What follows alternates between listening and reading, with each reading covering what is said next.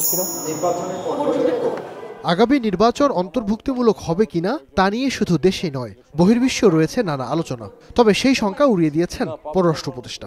আমাদের মিশনের মাধ্যমে নিজ মন্ত্রণালয়ে বুধবারের ব্রিফিংয়ে তিনি জানান, অন্তর্ভুক্তিমূলক নির্বাচন প্রশ্নে পশ্চিমা চাপ নেই, আর আসন্ন নির্বাচনে ভারত পর্যবেক্ষক পাঠাতে চাইলে সে সিদ্ধান্ত দেবে নির্বাচন কমিশন। আমরা আশা করব যে আমরা এতটুকু ব্যবস্থা করতে পারবো নির্বাচনে যেন তারা সন্তুষ্ট হয়ে যান। ধন্যবাদ। আবার একই কথা, আমার উপর কোনো চাপ নেই।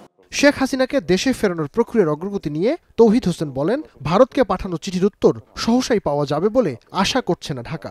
এত তাড়াতাড়ি উত্তর আমি তো আগের চিঠির উত্তর পাইনি এখনো, কাজে এটা একেবারে কালকে আমাকে ওই এক সপ্তাহের মধ্যে উত্তর দিয়ে দেবে এটা আমি প্রত্যাশা করি না।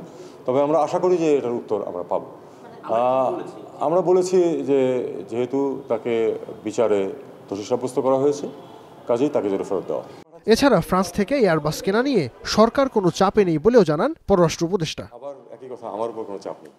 নাইম আবির, স্টার নিউজ, ঢাকা।